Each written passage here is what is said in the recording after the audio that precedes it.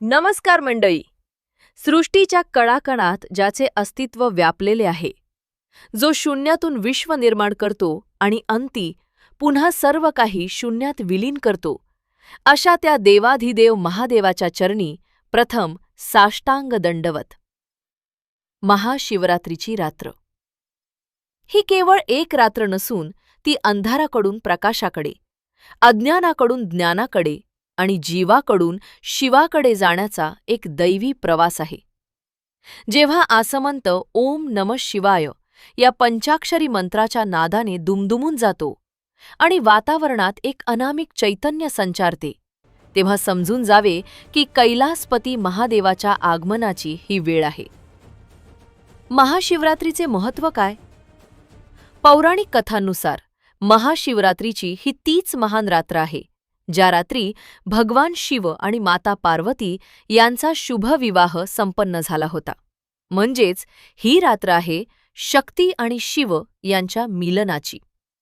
सृष्टीचे संतुलन राखणाऱ्या या दोन महाशक्ती जेव्हा एकत्र येतात तेव्हा संपूर्ण ब्रह्मांड आनंदाने न्हाऊन निघते. दुसरीकडे याच रात्री भगवान शंकराने जगाच्या कल्याणासाठी समुद्रातून निघालेले भयानक हलाहल विष प्राशन केले होते. जगाला विनाशापासून वाचवण्यासाठी स्वतः नीलकंठ होणाऱ्या त्या त्यागाचे स्मरण म्हणजे ही शिवरात्री. तसेच असेही मानले जाते की याच रात्री आदिदेवाने लिंग स्वरूपात प्रकट होऊन सृष्टीला आपल्या अनंत स्वरूपाचे दर्शन घडवले होते. म्हणूनच मंडळी, या दिवशी सर्व भक्त शंकराची उपासना करतात, व्रत आणि उपवास करतात. आज मी तुम्हाला महाशिवरात्रीची व्रतकथा सांगणार आहे. पुराणात सांगितले आहे की फक्त ही कथा जरी ऐकली तरी करोडो जन्माची पापे जळून भस्म होतात. आणि मंडळी, या कथेतून तुम्हाला खूप जीवन उपयोगी गोष्टी शिकायला मिळतील ज्या तुम्ही या अगोदर कुठेही ऐकल्या नसतील. म्हणून तुम्ही ही कथा शेवटपर्यंत नक्की ऐका. चला तर मग मी कथा सांगायला सुरुवात करते. त्या अगोदर एक छोटीशी नम्र विनंती करते. मंडळी, मी हा व्हिडिओ खूप मेहनत घेऊन बनवला आहे. जर माझी मेहनत आवडली तर लाईक नक्की करा आणि कमेंटमध्ये हर हर महादेव नक्कीच लिहा. चला तर मग मुखाने एकदा प्रेमाने नामघोष करूया आणि कथेला सुरुवात करूया. हर हर महादेव, सांब सदाशिव, ओम नमः शिवाय. फार फार वर्षांपूर्वीची गोष्ट आहे. त्रेतायुगाचा तो काळ होता. जिथे आज आपण शहरे पाहतो तिथे एकेकाळी घनदाट अरण्ये होती. विंध्याचल पर्वताच्या पायथ्याशी असेच एक भयानक जंगल पसरलेले होते. ते जंगल इतके दाट होते की दिवसासुद्धा तिथे सूर्यकिरणे जमिनीवर पोचत नसत. झाडांच्या फांद्या एकमेकात अशा गुंफल्या होत्या की जणू काही त्या आकाशाला कवेत घेण्यासाठी स्पर्धा करत आहेत. अशा या निर्जन आणि भयाण अरण्याच्या सीमेवर एक छोटेसे गाव होते. त्या गावात चित्रभानू नावाचा एक शिकारी म्हणजे व्याध राहत होता. काही ठिकाणी त्याचे नाव सुशील किंवा गुरुध्रुह असेही सांगितले जाते. हा शिकारी कसा होता माहितीये? दिसायला तो अत्यंत उग्र होता. त्याचा वर्ण कोळशासारखा काळाभोर, डोळे रक्तासारखे लाल आणि शरीर एखाद्या पहाडासारखे धिप्पाड होते. त्याच्या मनात दयेचा लवलेशही नव्हता. रोज सकाळी उठायचे, खांद्यावर धनुष्यबाण घ्यायचे, कमरेला तीक्ष्ण सुरा खोचायचा आणि जंगलात निघायचे. दिसेल त्या प्राण्याची, मग तो ससा असो, हरण असो किंवा रानडुक्कर, निर्दयीपणे हत्या करायची. हेच त्याचे काम होते. त्याच्या घरात त्याची वृद्ध आईवडील, एक पत्नी आणि लहान लहान मुले होती. गरिबी इतकी की घरात खायला अन्नाचा दाना नसायचा. मुले भुकेने रडायची तेव्हा हा शिकारी अधिकच चिडायचा आणि आपला सर्व राग जंगलातील मूक प्राण्यांवर काढायचा. त्याला धर्माची चाड नव्हती आणि कर्माची भीती नव्हती. ओठ भरणे हाच त्याचा धर्म आणि हत्या करणे हेच त्याचे कर्म बनले होते. काळाचा महिमा बघा. माणसाच्या आयुष्यात कधी कोणता प्रसंग येईल सांगता येत नाही. संतांनी म्हटले आहे ना, पापाची वासना नको दाऊ डोळा, त्याहुनी आंधळा बराच मी. पण या शिकाऱ्याच्या नशिबात काहीतरी वेगळेच लिहिले होते. या शिकाऱ्यावर गावातील एका सावकाराचे खूप मोठे कर्ज झाले होते. गरिबीमुळे तो ते कर्ज वेळेवर फेडू शकला नाही. व्याज वाढत गेले आणि मुद्दल तर तशीच राहिली. सावकार खूप चिडला होता. तो रोज तगादा लावत होता, पण शिकाऱ्याकडे द्यायला फुटकी कवडीही नव्हती. योगायोगाने तो दिवस होता महाशिवरात्रीचा. माघ महिन्यातील कृष्ण पक्षाची चतुर्दशी होती. सावकार रागाच्या भरात आपल्या माणसांना घेऊन शिकाऱ्याच्या घरी आला आणि त्याला पकडून गावातील एका शिवमंदिरात मठात कैदेत टाकले. श्रोतेहो, बघा देवाची लीला. ज्या माणसाने कधी देवळाची पायरी चढली नव्हती त्याला आज दिवसभर मंदिरात राहावे लागणार होते. तो शिकारी तिथे कोपऱ्यात रागाने धुमसत बसला होता. पण मंदिरात काय चालू होते? आज महाशिवरात्री असल्याने सकाळपासून भक्तांची रीघ लागली होती.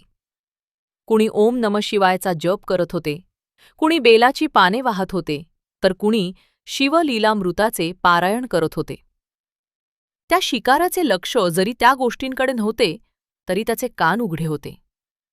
दिवसभर भगवंताचे नाम, कथा आणि भजनाचे सूर त्याच्या कानावर पडत होते. त्याला कळत नव्हते, पण नकळत त्याचे श्रवण भक्ती घडत होती. त्याच्या मनावरचे पापाचे थर थोडे थोडे सैल होऊ लागले होते. संध्याकाळ झाली. सावकाराने त्याला बोलावले आणि विचारले, "काय रे, पैसे कधी देणार? की तुला अशीच जन्मठेप देऊ?" तेव्हा तो शिकारी अगदी गयावया करून म्हणाला, "मालक, माझ्यावर दया करा. माझी लहान मुले घरी उपाशी आहेत. आज मला सोडा. मी उद्या पहाटेच जंगलात जाईन. मोठी शिकार करून ती विकून तुमचे सगळे पैसे परत करीन. पण आज मला जाऊ द्या." सावकाराला त्याची दया आली. शिवाय शिवरात्रीचा पवित्र दिवस होता. कोणाला त्रास द्यायचा नाही म्हणून सावकाराने त्याला सोडून दिले. आता शिकारी सावकाराच्या तावडीतून सुटला खरा, पण त्याच्यासमोर दुसरे संकट आवासून उभे होते. अंधार पडला होता. त्याला आठवले की गेल्या 2 दिवसांपासून घरात चूल पेटलेली नाही. मुले भुकेने व्याकुळ होऊन रडत असतील. जर आज मी रिकाम्या हाताने घरी गेलो तर माझी मुले अन्नावाचून तडफडून मरतील. हा विचार येताच त्याच्या अंगाचा थरकाप उडाला. सूर्य मावळला होता. अंधार दाटून आला होता. तरीही चित्रभानूने आपले धनुष्यबाण सावरले आणि तो तडक त्या घनदाट जंगलाच्या दिशेने निघाला. त्याला वाटले की रात्रीच्या वेळी एखादा प्राणी नक्कीच बाहेर पडे. तो जंगलात शिरला. रात्र जशी जशी वाढू लागली तशी तशी थंडीही वाढू लागली. माघाची थंडी ती. अंगाला झोंबणारा वारा सुटला होता. जंगल भयान दिसत होते. रातकिड्यांचा किर्र आवाज आणि अधूनमधून कोल्ह्यांची केकावली शांतता भंग करत होती. बिचारा शिकारी. दिवसभर मंदिरात बंदी असल्यामुळे त्यानेही काही खाल्ले नव्हते. म्हणजे त्याचा उपवास घडला होता, पण तो सक्तीचा होता, भक्तीचा नव्हता. तो भुकेलेला आणि तहानलेला होता. जंगलात वणवण भटकूनही त्याला एकही शिकार मिळेना. आज सारे प्राणी गेले कुठे असा प्रश्न त्याला पडला. त्याला माहीत नव्हते की आज प्राण्यांवर सुद्धा शंकराची कृपा होणार आहे. शेवटी तो जंगलाच्या मध्यभागी असलेल्या एका मोठ्या तलावाजवळ आला. हे तळे खूप जुने होते. काठावर मोठमोठी झाडे होती. त्याने विचार केला, रात्रीच्या वेळी तहान लागली की प्राणी पाणी पिण्यासाठी नक्कीच या तळ्यावर येतील. मी इथेच दबा धरून बसतो. पण जमिनीवर बसणे सुरक्षित नव्हते. वाघ सिंहाची भीती होती. म्हणून त्याने तलावाच्या काठावर असलेला एक उंच आणि डेरेदार वृक्ष निवडला. मंडळी, ते झाड कोणते होते माहितीये? ते झाड होते बेलाचे. ज्या झाडाची पाने महादेवाला प्राणप्रिय आहेत, त्या झाडावर हा क्रूर शिकारी चढून बसला. आता इथे एक दैवी योगायोग बघा. त्या झाडाच्या खाली जमिनीवर पाचोळ्याच्या ढिगाऱ्याखाली एक जुने शिवलिंग दडलेले होते. हे त्या शिकाऱ्याला माहीत नव्हते. तो झाडाच्या फांदीवर जाऊन बसला. फांदीवर बसायला जागा करताना तिथली पाने त्याला अडचण करत होती. म्हणून त्याने ती पाने तोडून खाली फेकायला सुरुवात केली. इथेच त्या चमत्काराची सुरुवात झाली. पहिली गोष्ट म्हणजे शिकारी दिवसभर उपाशी होता. दुसरी म्हणजे तो रात्रीपण जागी होता. तिसरी गोष्ट, तो झाडाची पाने तोडून खाली टाकत होता, ती नेमकी खाली असलेल्या शिवलिंगावर पडत होती. त्याचे नकळत बिल्वपत्र अर्पण होत होते. चौथी महत्वाची बाब म्हणजे त्याच्या पाण्याच्या पिशवीतून सांडलेले काही थेंब खाली पडत होते. त्याच्याकडून नकळतच शिवलिंगाचा जलाभिषेक होत होता. पहा, देवाची लीला किती अगाध आहे. जो हिंसा करायला आला होता आणि क्रूर कर्माची तयारी करत असताना त्याच्या हातून नकळत महापूजेची तयारी सुरू झाली होती. रात्रीचा पहिला प्रहर उलटून गेला होता. आता अंधार गडद झाला होता. शिकाऱ्याचे डोळे तळ्याच्या पाण्यावर खिळले होते. त्याला आशा होती की आता तरी कोणीतरी येईल. तेवढ्यात त्याला वाळलेल्या पानांचा चर्र चर्र आवाज आला. त्याने खाली वाकून पाहिले. काय दिसले त्याला? एक अतिशय सुंदर पाणीदार डोळ्यांची हरिणी तिथे पाणी पिण्यासाठी आली होती. ती हरिणी गर्भार होती. तिचे पोट जड झाले होते. त्यामुळे ती सावकाश चालत होती. तिच्या डोळ्यात एक वेगळीच चमक होती. शिकाऱ्याच्या डोळ्यात एक क्रूर आनंद चमकला. हा, सापडली. आता माझ्या मुलांचे पोट भरणार. त्याने अत्यंत वेगाने आपल्या भात्यातून बाण काढला. धनुष्याच्या प्रत्यंचेवर चढवला आणि त्या हरिणीचा वेध घेण्यासाठी तो सज्ज झाला. त्याच्या या हालचालीने झाडाची फांदी हलली. फांदीवरची काही बेलाची पाने आणि पानांवर साचलेले दवबिंदू टपटप खाली पडले. ते नेमके खाली असलेल्या शिवलिंगावर पडले. पहिल्या प्रहराची पूजा पूर्ण झाली. बाणाचा आवाज ऐकून त्या हरिणीनं वर पाहिले. समोर साक्षात मृत्यू उभा होता. पण ती घाबरली नाही. तिला वाचा फुटली. ती मानवी भाषेत बोलू लागली. ती व्याकुळ होऊन म्हणाली, थांब, अरे व्याधा थांब, तू मला का मारू इच्छितोस? शिकारी थक्क झाला. अरे, हे जनावर बोलतीये. पण त्याची भूक त्याच्या आश्चर्यापेक्षा मोठी होती. तो करड्या आवाजात म्हणाला, का मारू म्हणजे? मी एक शिकारी आहे. माझे कुटुंब घरी भुकेले आहे. माझी मुले अन्ना वाचून रडत आहेत. तुला मारून मी त्यांचे पोट भरणार आहे. हे माझे कर्म आहे. हरणीच्या डोळ्यात पाणी आले. ती विनवणी करत म्हणाली, हे शिकाऱ्या, तुझे म्हणणे खरे आहे. पण माझ्याकडे नीट बघ. मी गर्भार आहे. माझ्या उदरात एक जीव वाढत आहे. माझी प्रसूतीची वेळ अगदी जवळ आली आहे. जर तू मला आता मारलेस तर एकाच वेळी 2 जीवांची हत्या करण्याचे महापाप तुझ्या माथी लागेल. तू थोडा विचार कर. माझ्या पोटातल्या बाळाने अजून हे जगाही पाहिले नाही. अशा अवस्थेत मला मारणे तुला शोभते का? शिकाऱ्याला थोडे थांबायला लागले. पण त्याचे पोट रिकामे होते. तो रागाने म्हणाला, तुझे हे बोलणे ऐकून माझे पोट भरणार नाही. मी तुला सोडून दिले तर दुसरी शिकार मिळेल याची काय खात्री? आणि तोपर्यंत माझी मुले भुकेने तडफडून मेली तर? तेव्हा ती हरणी अत्यंत कळकळीने म्हणाली, व्याधा, मी तुला वचन देते. मी आत्ता घरी जाते. माझ्या बाळाला सुखरूप जन्म देते आणि त्याला माझ्या बहिणीच्या किंवा स्वामींच्या स्वाधीन करून तुझ्याकडे परत येते. मला फक्त माझ्या बाळाचे तोंड पाहण्यासाठी थोडा वेळ दे. मी नक्की परत येईन. शिकाऱ्याला हसू आले. तो उपहासाने म्हणाला, तू मला मूर्ख समजतेस का? मृत्यूच्या दाढेतून सुटलेला प्राणी परत कसा येईल? एकदा का तू इथून पळालीस की जंगलात गायब होशील. मी नाही तुला सोडणार. तेव्हा त्या हरणीनं जे उत्तर दिले ते ऐकून काळजाचा थरकाप उडाला. ती म्हणाली, हे व्याधा ऐक. ही पृथ्वी सत्यावर तरलेली आहे. सूर्य सत्याने उगवतो. वारा सत्याने वाहतो. जर मी दिलेले वचन पाळले नाही आणि परत आले नाही तर जगात जेवढी महापापे आहेत, जसे की विश्वासघात करणे, वेदांचा अपमान करणे, आई-वडिलांना फसवणे, ती सर्व पापे मला लागतील. मी सत्याची शपथ घेते. तिचे ते तेजस्वी बोलणे आणि सत्याची शपथ ऐकून शिकाराचे मन पहिल्यांदाच विचलित झाले. त्याच्या मनात कुठेतरी दयेचा अंकुर फुटला. तो म्हणाला, ठीक आहे, जा, पण लक्षात ठेव, जर तू परत आली नाहीस तर देव तुला कधीच माफ करणार नाही. हरणी आनंदाने तिथून निघून गेली. शिकाराने धनुष्य खाली ठेवले.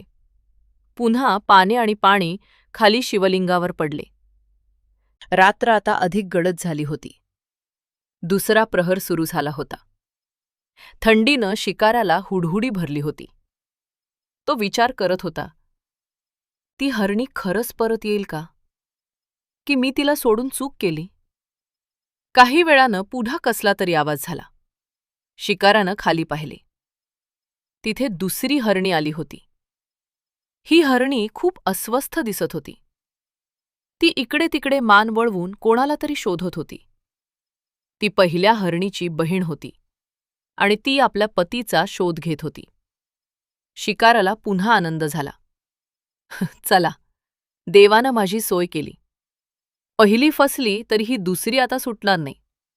ही तर जास्त धष्टपुष्ट दिसते. त्यानं पुन्हा बाण धनुष्यावर चढवला. दोरी ताणली. पुन्हा झाड हलले.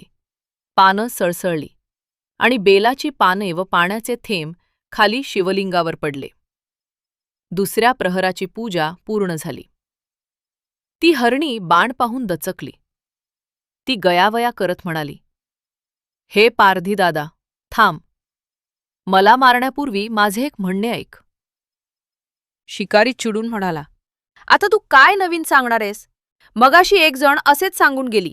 आता मी कोणाचेही ऐकणार नाही. माझी मुले उपाशी आहेत. ती हरणी म्हणाली, दादा, मी मरणाला घाबरत नाही, पण मी एका दुःखात आहे. मी माझ्या प्रिय पतीचा शोध घेत आहे. ते जंगलात कुठेतरी हरवले आहेत. जर मी त्यांना न भेटताच मरण पावले तर माझा आत्मा अतृप्त राहील. मला फक्त एकदा माझ्या पतीचे दर्शन घेऊ दे. त्यांना सांगू दे की मी जात आहे. त्यांचे शेवटचे दर्शन झाले की मी स्वतःहून तुझ्याकडे येईन. शिकारी म्हणाला, हे सगळे खोटे आहे. प्राण्यांना कसला आलाय पती आणि कसले आले प्रेम? तू पळून जायचा बहाणा करतेस. तेव्हा त्या हरणीने शपथ घेतली, हे व्याधा, पतिव्रता स्त्रीसाठी आपला पतीच परमेश्वर असतो. जर मी तुला फसवले आणि परत आले नाही तर एखाद्या स्त्रीने आपल्या पतीचा छळ केल्यावर तिला जे पाप लागते किंवा एखाद्या ब्राह्मणाने आपल्या धर्माचा त्याग केल्यावर त्याला जे पाप लागते ते पाप मला लागेल. मी वचन देते, मी नक्की परत येईन. शिकाराच्या मनात पुन्हा संभ्रम निर्माण झाला. एखादा प्राणी इतकी मोठी शपथ कशी घेऊ शकतो? त्याच्या मनातील दगड आता वितळू लागला होता. त्याने विचार केला, पाहूया तरी हे प्राणी खरे बोलतात की खोटे. त्याने तिलाही जाऊ दिले. रात्र आता मध्यरात्रीच्या पुढे सरकली होती. तिसरा प्रहर सुरू झाला होता. शिकाराच्या पोटात भुकेचा आगडोंब उसळला होता. पण वातावरण इतके शांत आणि पवित्र झाले होते की त्याचे मन हिंसेपासून दूर जात होते. तेवढ्यात तिथे तिसरी हरणी आली. पण मंडळी, ही एकटी नव्हती. तिच्यासोबत तिची लहान गोजीरवाणी 2 पिल्ले होती. ती पिल्ले आपल्या आईच्या अवतीभोवती बागडत होती, खेळत होती. ती हरणी त्यांना प्रेमाने चाटत होती. हे दृश्य पाहून त्या क्रूर शिकाऱ्याचे काळीज हलले. पण पोटाची भूक त्याला स्वस्थ बसू देत नव्हती. त्याने विचार केला, आता मात्र मी चूक करणार नाही. ही शिकार नक्की करेन आणि ही पिल्लेही मिळतील, म्हणजे मुलांची चांगलीच सोय होईल. त्याने पुन्हा बाण रोखला. पुन्हा पाने आणि पाणी खाली शिवलिंगावर पडले. तिसऱ्या प्रहराचा अभिषेक झाला. त्या हरणीने शिकाऱ्याला पाहिले. ती पळाली नाही. तिने आपल्या पिल्लांना पोटाशी धरले आणि शिकाऱ्याकडे बघून म्हणाली, हे शिकाऱ्या, तुझे बाण तयार आहेत हे मी पाहते. तू मला खुशाल मार. पण माझी एक विनंती आहे. ही बघ माझी पिल्ले, ती अजून खूप लहान आहेत. त्यांना अजून गवत खायलाही जमत नाही. ती माझ्या दुधावर जगतात. जर मी आता मेले तर ती आईविना अनाथ होतील. शिकारी म्हणाला, मग मी काय करू? माझी मुलेही घरी आईबापाची वाट पाहत आहेत. त्यांनी काय उपाशी मरायचे? ती हरणी म्हणाली, तुला तुझ्या मुलांची काळजी आहे ना? मग तुला एका आईचे दुःख समजेल. जसा तुला तुझा जीव प्रिय आहे, तसाच मला माझ्या मुलांचा जीव प्रिय आहे. मला फक्त थोडा वेळ दे. मी या पिल्लांना त्यांच्या वडिलांच्या किंवा त्यांच्या मावशीच्या हवाली करते. एकदा ती सुरक्षित हातात गेली की मी कोणतीही काळजी न करता तुझ्या बाणाचे लक्ष्य व्हायला परत येईन. शिकारी अवाक झाला. तो स्वतःशीच पुटपुटला, हे जनावर असूनही यांना आपल्या पिल्लांची किती काळजी आहे. आणि मी माझ्या मुलांसाठी दुसऱ्याच्या आईला मारत आहे. हे पाप नाही का? तरीही त्याने विचारले, तू परत येशील कशावरून? त्या हरणीने शपथ घेतली, जर मी परत आले नाही तर विश्वासघाताचे महापाप मला लागेल. जी आई आपल्या मुलांसाठी खोटे बोलते तिला नरकातही जागा मिळत नाही. मी सत्य सांगतेय, मी नक्की येईन. शिकाऱ्याचे हात थरथरले. त्याच्या डोळ्यातील आसवे आणि हातातील बेलपत्रे पुन्हा खाली पडली. त्याला आता त्या हरणीला मारवेना. त्याने तिलाही जाण्याची परवानगी दिली. पहाटेची वेळ जवळ येत होती. चौथा प्रहर सुरू झाला होता. तांबडे फुटण्याची वेळ झाली होती. शिकारी झाडावर बसून होता, पण त्याचे धनुष्य आता त्याच्या मांडीवर पडले होते. तो विचार करत होता, मी आज 3 सावज हातातून सोडले. मी वेडा तर झालो नाही ना? तेवढ्यात तिथे एक धष्टपुष्ट रुबाबदार नर हरिण आला. त्याची शिंगे मोठी आणि वळणदार होती. तो त्या 3ही हरणींचा पती आणि त्या पिल्लांचा पिता होता. तो आपल्या कुटुंबाचा शोध घेत व्याकुळ होऊन तिथे आला होता. शिकाऱ्याने त्याला पाहिले. त्याने विचार केला, आता बास, आता काहीही झाले तर याला सोडायचे नाही. हा एकटाच माझ्या पूर्ण कुटुंबाचे पोट भरू शकेल. त्याने पुन्हा बाण ताणला. शेवटच्या प्रहराची पूजा नकळत घडली. त्या मृगाने शिकाराला पाहिले आणि गंभीर आवाजात म्हणाला, हे व्याधा, तुझे बाण अचूक आहेत. पण मला एक सांग, या वाटेवरून माझ्या 3 पत्नी आणि लहान मुले गेली आहेत का? शिकारी म्हणाला, हो, त्या तिघीही इथूनच गेल्या. त्यांनी मला परत येण्याचे वचन दिले आहे म्हणून मी त्यांना सोडले. आता तू आला आहेस, मी तुझी शिकार करणार. हे ऐकून त्या मृगाच्या डोळ्यातून अश्रू आले. तो आनंदाने म्हणाला, हे व्याधा, तू धन्य आहेस. तू माझ्या पत्नींना आणि मुलांना जीवदान दिलेस. त्या खरोखरच सती आणि सत्यवादी आहेत. पण ऐक, जर तू त्यांना मारले असशील तर मलाही मार, कारण त्यांच्या विना मी जगू शकत नाही. आणि जर त्या परत येणार असतील तर मलाही त्यांच्यासोबत जाण्याची परवानगी दे. मी त्या सर्वांना भेटून त्यांचे सांत्वन करून आणि सर्वांचा निरोप घेऊन तुझ्याकडे परत येतो. शिकारी म्हणाला, तुम्ही सर्वजण वेडे झाला आहात का? मृत्यू समोर असताना कोण परत येतो? तू मला फसवून पळून जाशील. मृग म्हणाला, नाही व्याधा, शरीर हे नश्वर आहे, पण सत्य हे शाश्वत आहे. आम्ही पशु असलो तरी धर्माला जाणतो. मी तुला खात्री देतो, मी माझ्या संपूर्ण कुटुंबासह तुझ्या अन्नासाठी परत येईन. जर मी तसे केले नाही तर मला मित्रद्रोहाचे आणि कृतघ्नतेचे पाप लागेल. शिकाऱ्याने आपल्या आयुष्यात असे सत्य आणि असा त्याग कधीच पाहिला नव्हता. त्याची शिकार करण्याची इच्छाच मरून गेली होती. त्याने त्या मृगालाही जाऊ दिले.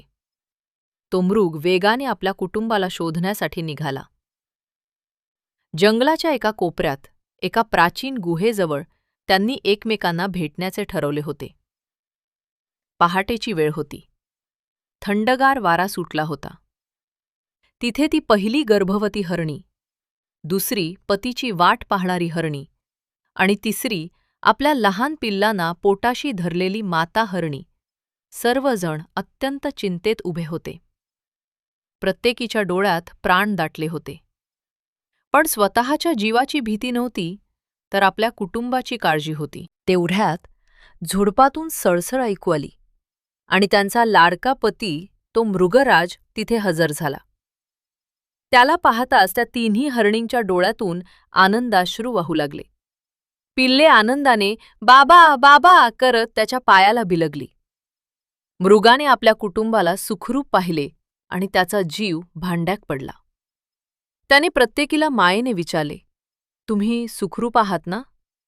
त्या म्हणाल्या, हो स्वामी, आम्ही सुखरूप आहोत. त्या शिकाऱ्याने आमच्यावर दया दाखवली आणि आम्हाला तुम्हाला भेटण्यासाठी सोडले. मृग गंभीर झाला. त्याचा आवाज जड झाला. तो म्हणाला, प्रिये, त्या शिकाऱ्याने आपल्याला जीवनदान दिले नाही, तर फक्त मुदत दिली आहे. आपण सर्वांनी त्याला सत्याची शपथ दिली आहे. आता ती शपथ पूर्ण करण्याची वेळ आली आहे. कुणीतरी एकाला जाऊन मरावे लागेल.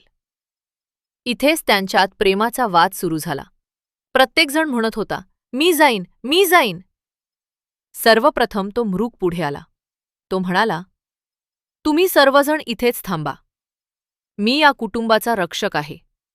तुम्हाला संकटात टाकून मी जगू शकत नाही. मी त्या शिकाऱ्याकडे जातो आणि माझे बलिदान देतो. तुम्ही सुखाने राहा. हे ऐकून ती पहिली गर्भवती हरणी रडू लागली. ती म्हणाली, नाही स्वामी, असे कधीच होऊ शकत नाही. पतीशिवाय स्त्रीचे आयुष्य म्हणजे पाण्याविना तडफडणारा मासा. तुम्ही आमचे सर्वस्व आहात. तुम्ही गेलात तर आम्ही कोणाच्या आधारावर जगणार? त्यापेक्षा मी जाते. तेव्हा दुसरी हरणी, जी नुकतीच यौवनात आलेली होती, ती पुढे आली. ती आपल्या मोठ्या बहिणीला म्हणाली, अगं ताई, तू नको जाऊस. तू तर गर्भवती आहेस. तुझ्या पोटात आपल्या वंशाचा दिवा वाढत आहे.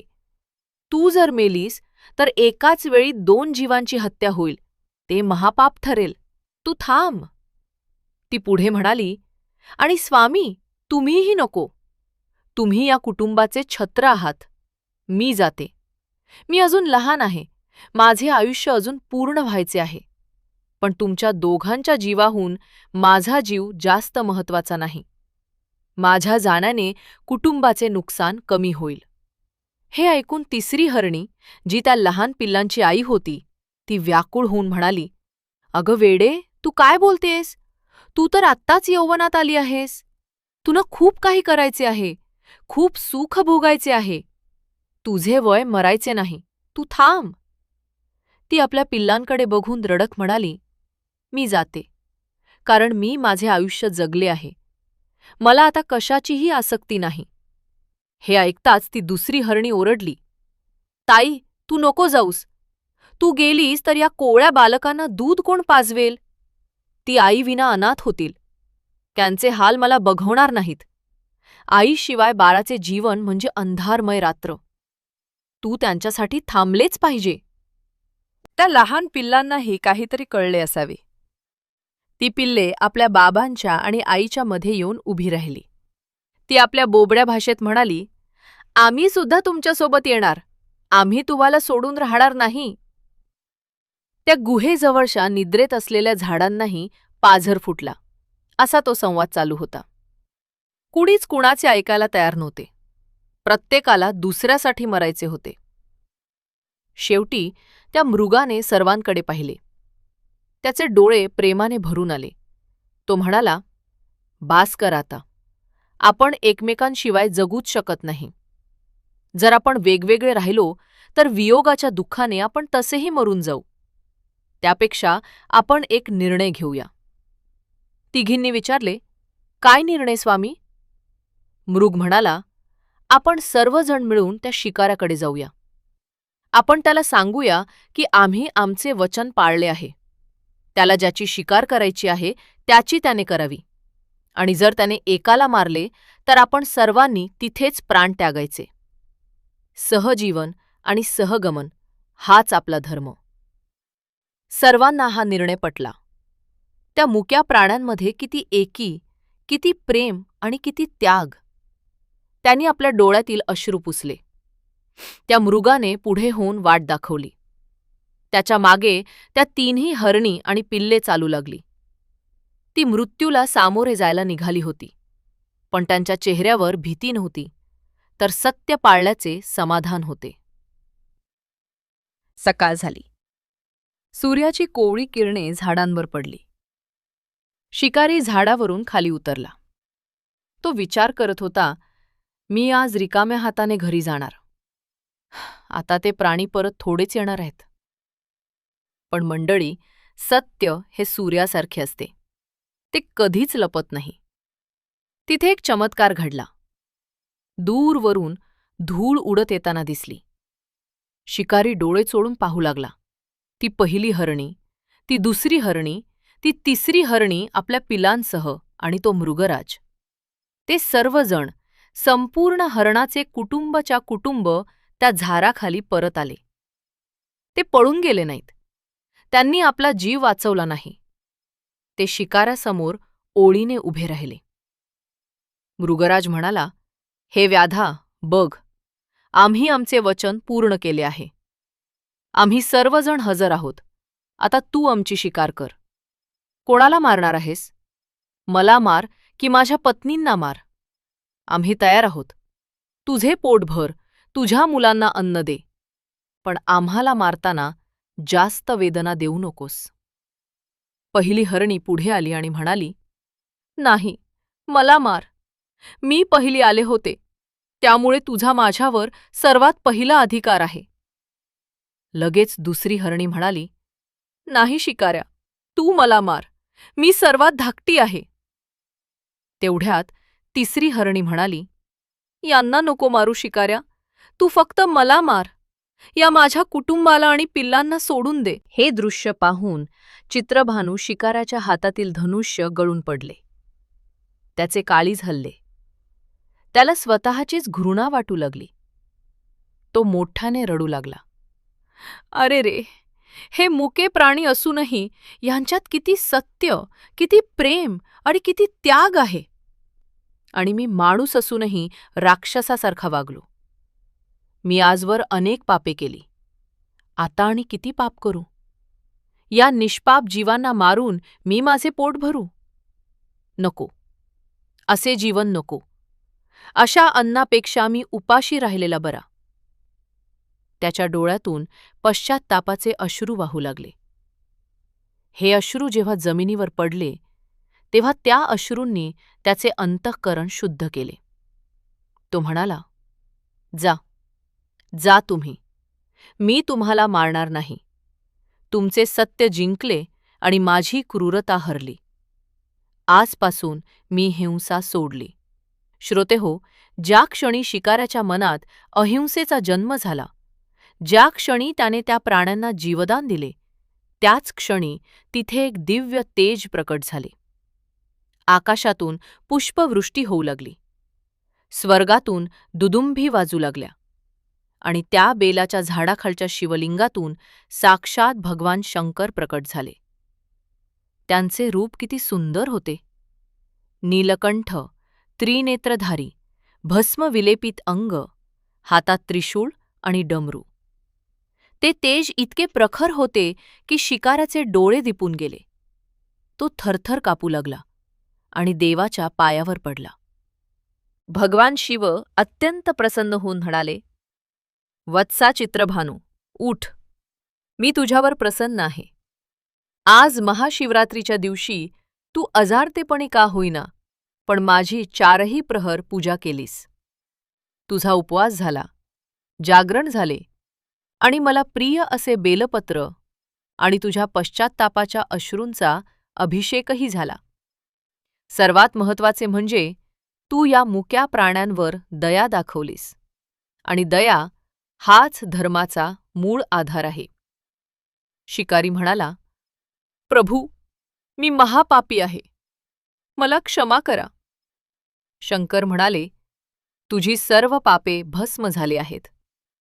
मी तुला वरदान देतो की पुढील जन्मात तू माझा परमभक्त होशील.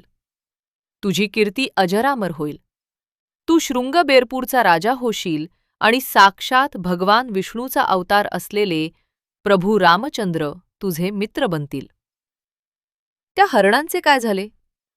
भगवान शंकराच्या कृपाछत्राखाली त्या हरणांनाही दिव्य रूप प्राप्त झाले आणि ते सर्वजण सदेह शिवलोकात गेले.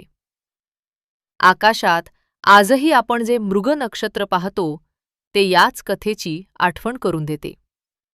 मंडळी, हाच शिकारी पुढे रामायण काळात गुहराज म्हणजे निषादराज म्हणून जन्माला आला, ज्याने प्रभू रामांची सेवा केली, त्यांना गंगा पार करून दिली आणि ज्याला खुद्द प्रभू रामांनी माझा सखा म्हणून मिठी मारली, तोच हा गुह.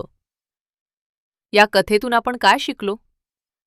सत्य कधीही सोडू नये, प्राण्यांवर दया करावी आणि महाशिवरात्रीचे व्रत आणि नामस्मरण माणसाचे नशीब बदलू शकते. तर आजच्या या पवित्र रात्री आपणही भगवान शंकराकडे एकच मागणे मागूया की हे देवा, आमच्या हातून कळत नकळत घडलेली पापे माफ कर आणि आमच्या मनात सदैव भक्ती राहू दे. श्रोतेहो, ही कथा तुम्हाला कशी वाटली? जर या कथेने तुमच्या हृदयाला स्पर्श केला असेल तर हा व्हिडिओ लाईक करायला विसरू नका. कमेंटमध्ये ओम नमः शिवाय किंवा हर हर महादेव नक्की लिहा, म्हणजे तुमचीही हाजेरी कैलासात लागेल. आणि अशाच सुंदर भक्तिपूर्ण कथा ऐकण्यासाठी आपल्या चॅनलला सबस्क्राईब करा आणि बेल आयकॉन दाबा. भेटूया पुढच्या कथेत. तोपर्यंत रामकृष्ण हरी. जय जय भोलेनाथ.